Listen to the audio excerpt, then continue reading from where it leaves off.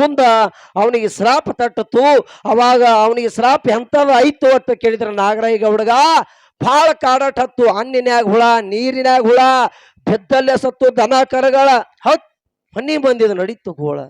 ಇಷ್ಟೆಲ್ಲ ತ್ರಾಸ ನಡೀತು.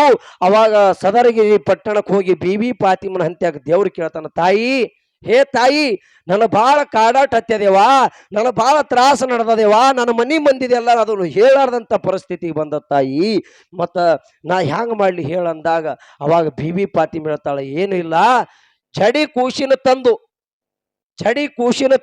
ನಿನ್ನ ಜಗಲಿ ಮ್ಯಾಲ ಮಂಗಳಾರ ಮನಿ ಸಾರಿಸ್ಬೇಕು, ರಂಗ ಕುಂಭ ಹಾಕಬೇಕು. ಆ ಕೂಸಿನ ತಂದು ಜಗಲಿ ಮ್ಯಾಲ ಜಡಿ ಕೂಸಿನ ತಂದು ಕೊಯ್ಬೇಕು. ಅವಾಗ ನಿನ್ನ ಮನಿ ಬಂದ ಕಂಟಕ್ಕೆಲ್ಲ ನಿವಾರಣೆ ಆಗ್ತದೆ. ಹೌದ್. ಅದೇ ಮಾತನ್ನ ಕೇಳಿ ನರುಟೆ ನಾಗರಾಯಗೌಡ ಮನೆಗೆ ಬಂದು ಮಂಗಳಾರ ಮನಿ ಸಾರಿಸಿ ರಂಗ ಕುಂಭ ಹಾಕಿ ಮಂಗಳವಾರ ದಿವಸ ಆ ಊರಾಗ ಅದೇ ಎಲ್ಲಿ ಶಿವಂಪುರ ಹಟ್ಟಿ ಒಳಗ ಒಬ್ಬಾಕಿ ತಮಟಿಗೆರ ಪಕ್ಕಿ ಹೆಣ್ಮಗಳು ನೀಲಮ್ಮ ಅಂತೇಳಿ ಗಂಡ ಸತ್ತಿಳು ರಂಡಿ ಮುಂಡಿಯಾಗಿ ಜೀವನ ಮಾಡ್ತಿದ್ದಳು. ಒಂದು 4 ವರ್ಷದ ಮಗನ ಆಡ್ಲಕ್ಕೆ ಬಿಟ್ಟು ಬಡತನ ಹೊಟ್ಟಿ ತಿಪ್ಪಲಿಗಾಗಿ ಇನ್ನೊಬ್ರ ಹೊಲಕ್ಕೆ ಕೂಲಿಗೆ ಹೋಗಿಳು. ಅವಾಗ ಆಕಿ ಕೂಲಿಗೆ ಹೋಗ್ಯಾಳ, ಮಗ ಊರಾಗ ಹುಡುಗರ ಸಂಗಟ ಮಧ್ಯಾಹ್ನದಾಗ ಆಡ್ಲಕ್ಕತ್ತದ.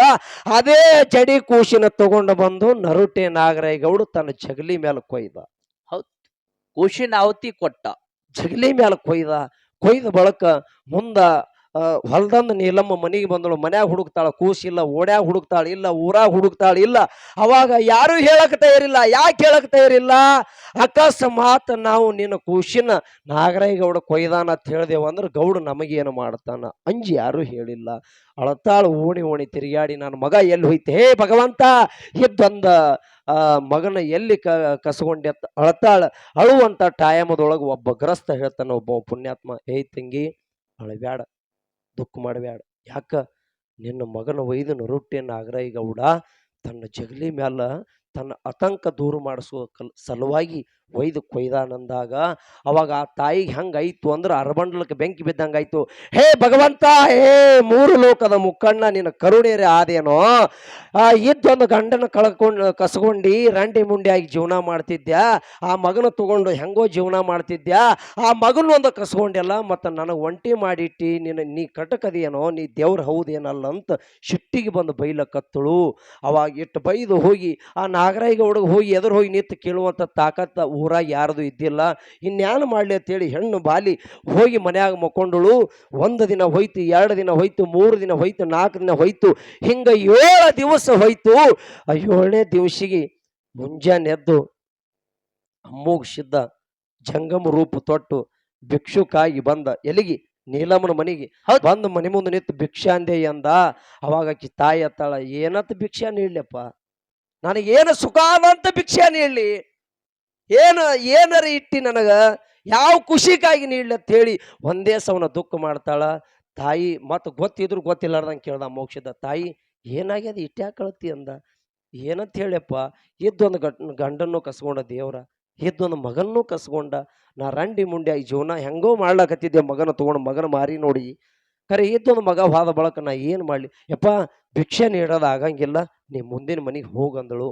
ಅವಾಗ ಅಮ್ಮುಗಿಸಿದ್ದು ಹೇಳ್ತಾನ, ತಾಯಿ, ಹೇ ತಾಯಿ, ಎಲ್ಲ ಸಾಧುಗಳೇ ಬ್ಯಾರೆ, ನಾ ಸಾಧುನೇ ಬ್ಯಾರೆ, ನಾ ಊಟ ಮಾಡಿ ಹಂಗ ಹೋಗಲ್ಲ, ಒಂದು ಹಿಡಿ ಅಕ್ಕಿ ಅನ್ನ ಮಾಡಿ ನನ್ನ ಜೋಳಿಗ್ಯಾಗ ನೀಡಿ ಬಿಟ್ಟಿ ಅಂದ್ರೆ ನಾನು ನಿನಗೆ ಹೋಗ ಹೇಳ್ದಾಗ ಸುಮ್ಮ ಹೋಗಂಗಿಲ್ಲ, ನಿನ್ನೇನು ಸತ್ತದಲ್ಲ ಕೂಸ, ಆ ಕೂಸಿನ ಜೀವಂತ ಕೊಟ್ಟೆ ಹೋಗ್ತೀನಂತ. ಹೌದು ಹೌದು, ಆ ಕೂಸಿನ ಜೀವಂತ ಕೊಟ್ಟೆ ಹೋಗ್ತೀನಂದ. ಅವಾಗ ಆ ತಾಯಿ ಮೀಸಲು ನೀರ ತಂದು ಅಕ್ಕಿಯನ್ನ ಪಾಯಸ ಮಾಡಿದಳು. ಅಕ್ಕಿಯನ್ನದ ಪಾಯಸ ಮಾಡಿದ ಬಳಿಕ ಅವಾಗ ಊಟಕ್ಕೆ ಮಾರಿ ಮುಂದೆ ತಾಟಿಟ್ಟಾಳ. ಅವಾಗ ಅಮ್ಮೋಗಿಸಿದ್ದಂದ, ಮಕ್ಕಳಿಲ್ಲಾರ ಮನ್ಯಾಗ ನಾವು ಉಣಂಗಿಲ್ಲವ ಅಂದ. ಹೌದು ಹೌದು, ಮಕ್ಕಳಿಲ್ಲಾರ ಮನ್ಯಾಗ ನಾವು ಉಣಂಗಿಲ್ಲ ಅಂದ.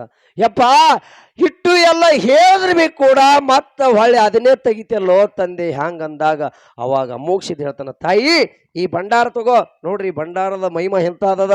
ಈ ಭಂಡಾರ ತಗೋ, ನಾಗರಾಯಗೌಡ ನಿನ್ನ ಕೂಸಿನ ಕೊಯ್ದಾನಿಲ್ಲ, ಆ ಜಗಲಿ ಮ್ಯಾಲ ರುಂಡ ಇಟ್ಟಾನಿಲ್ಲ, ಅವನ ಮನೆ ಮುಂದೆ ಹೋಗಿ ಅವನ ತಲಬಾಕಲ ಮುಂದೆ ನಿಂತು ನಿನ್ನ ಮಗನ ಹೆಸರು ತಗೊಂಡು ಈ ಭಂಡಾರ ಹೊಡಿ, ನಿನ್ನ ಕೂಸು ನಿನಗೆ ಜೀವಂತಾಗಿ ಎದ್ದು ಬರ್ತದಂದ. ಅದೇ ಭಂಡಾರ ತಗೊಂಡು ಆ ತಾಯಿ ಆ ತನ್ನ ಮಗನ ಹೆಸರು ತಗೊಂಡು ಆ ನಾಗರಾಯಗೌಡನ ಮನೆ ಮುಂದೆ ಹಿಂಗೆ ಭಂಡಾರ ಹೊಡೆದು ಬಿಟ್ಟಳು. ಅವಾಗ ರುಂಡ ಒತ್ತಟಿ ದಂಡ ಒತ್ತಟಿ ಮಾಡಿ 7 ದಿನ ಜಗಲಿ ಮೇಲೆ ಇಟ್ಟಿದ್ದ ಗೌಡ ಆ ಕೂಸಿನ, ಅದೇ ಕೂಸು ಯಾವಾಗ ಆ ತಾಯಿ ಒದರ್ದಳು ಅವಾಗ ರುಂಡ ದಂಡ ಹತ್ಕೊಂಡು ಜೀವಂತಾಗಿ ಯಾವಾಗ ಬಂದೆ ತಿಳಿ ತಾಯಿ ತೆಕ್ಕಿಗೆ ಬಿತ್ತು. ಬಂದ ಕೂಸು ಹೌದು ಬಂದು ತೆಕ್ಕಿಗೆ ಬಿತ್ತು. ಬಂದು ತೆಕ್ಕಿ ಬಿದ್ದ ಕೂಡಲೇ ಅವಾಗ ತಾಯಿ ಮಗನಿಗೆ ಕರ್ಕೊಂಡು ಅಮ್ಮಗೂ ಸಿದ್ಧ ಊಟ ಮಾಡಿಸಿ ಒಳ್ಳೇದಾಗ್ಲಿ ಅಂತ ತಲೆ ಮೇಲೆ ಹಸ್ತ ಇಟ್ಟ. ಇದು ಯಾಕಾಯ್ತು? ಏಕೋ ಚಿತ್ತ ಒಂದು ಹಿಡಿ ಅಕ್ಕಿ ಅನ್ನ ದಾನ ಮಾಡಿದಕ್ಕಾಗಿ, ಒಂದು ಹಿಡಿ ಅಕ್ಕಿ ಅನ್ನ ಅವನಿಗೆ ದಾನ ಮಾಡಿದಕ್ಕಾಗಿ ಸತ್ಯದ ಕೂಸು ಜೀವಂತ ಇತ್ತಂದ್ರೆ ಏನ ದಾನ ಶ್ರೇಷ್ಠೋ ಏನ ಧರ್ಮ ಶ್ರೇಷ್ಠೋ? ನೀವೇ ವಿಚಾರ ಮಾಡ್ರಿ. ಬಹಳ ಮುಖ್ಯ ಅದಿಲ್ಲ ವಿಷಯ, ಬಹಳ ಮುಖ್ಯ. ಯವ್ವ ನಿಮ್ಗೊಂದು ಮಾತು ಹೇಳ್ತೀನಿ, ಲಕ್ಷ ಇಟ್ಕೋರಿ. ಬಹುತೇಕ ಬುಳ್ಳಪ್ಪ ಮಾಸ್ತರ್ ಒಣ ಧರ್ಮ ಹಿಡ್ಕೊಂಡು ಹೋಗ ಅಂದನತ್ ನೀವು ಹಂಗೆ ಹೋಗ್ಬ್ಯಾಡ್ರಿ.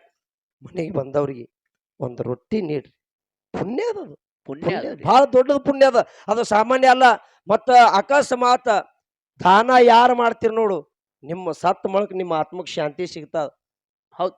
ಇದ್ರ ಕೈಯಾಗ ಏನಿಲ್ಲ, ಈ ಪಾರ್ಟಿ ಕೈಯಾಗ ಎಲ್ಲ ನಿಮ್ಮ ಕೈಯಾಗ ಐತಿ. ಮನಿ ಎಲ್ಲ 2,000 ರೂಪಾಯಿನ ಅವ್ರಿಗೆ ಬರ್ಲಿಕತ್ತಾವ್ರಿ. ಹಾ 2,000 ರೂಪಾಯಿ ಅವ್ರಿಗೆ ಬರ್ಲಾಕತ್ತಾವ. ಬಸ್ನು ಫ್ರೀ ಅವ್ರದೇ ಆಗ್ಯದ. ಈಗೇನ ಅಂಜಲ್ಲ. ಈಗ ನಮ್ಮ ಅಪ್ಪಗ ಅನ್ಸ್ತೀರಿವ ಅಂಜಲ್ ನೀವು.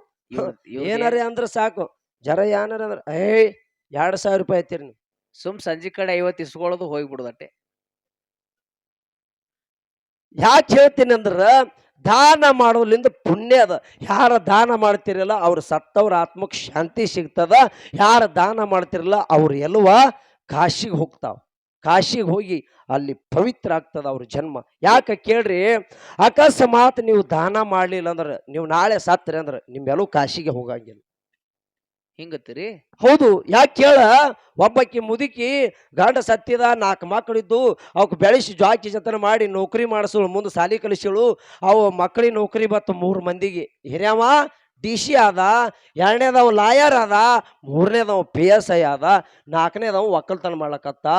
ರಗಡ ದೇವ್ರ ರಗಡ ಗಳಿಸ್ದ. DC ಆದವ ಎಟ್ಟು ಗಳಿಸ್ಲಿಕ್ಕಿಲ್ರಿ. ಮನ್ಯಾಗ 3 ಮಂದಿ ಮಕ್ಕಳು ರಗಡ ಗಳಿಸಿದ್ರು.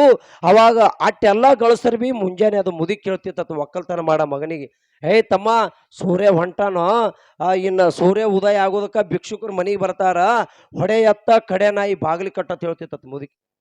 ಇದು ನೋಡ್ರಿ, ಹೊಡೆಯತ್ತ ಕಡೆ ನಾಯಿ ಬಾಗಿಲಿ ಕಟ್ಟತ್ ಹೇಳ್ತಿತ್ತ. ನೋಡ್ರಿ, ದೇವ್ರ ರಗಡ ಕೊಟ್ರು ದಾನ ಮಾಡುವಂತ ಭಾವನೆ ಇಲ್ಲ ಮುದುಕಿಗೆ. ಇಷ್ಟಾದ ಕೂಡಲೇ ಅವಾಗ ಒಕ್ಕಲ್ತನ ಮಾಡ ಮಗ ಹತ್ತಿದ. ದೇವ್ರ ರಗಡ ಕೊಟ್ಟನಪ್ಪ ನಮಗ. ನಮ್ಮವ್ವ ಏಕೋ ಚಿತ್ತ ಮನಿಗೆ ಬಂದು ಭಿಕ್ಷುಕರಿಗೆ ದಾನ ಮಾಡೋದು ಬರ್ತದ ಅಂತೇಳಿ ಹೊಡೆಯತ್ತ ಕಡೆ ನಾಯಿ ಬಾಗಿಲಿ ಕಟ್ಟತ್ ಹೇಳ್ತದ. ನಾಳೆ ಸತ್ತಂದ್ರೆ ಇದು ದೆವ್ಯ ಆಗ್ತದ. ಕರೆ ಇದ್ರ ಆತ್ಮಕ್ಕೆ ಶಾಂತಿನೂ ಸಿಗಲ್ಲ, ಇದ್ರ ಎಲ್ಲೂ ಕಾಶಿಗೆ ಹೋಗಲ್ಲ ಅಂತ ಒಕ್ಕಲ್ತನ ಮಾಡ ಮಗ ಹತ್ತಿದ. ಹಾ ಹಾ ಹಾ ಹಿಂಗ ಮುಂದ್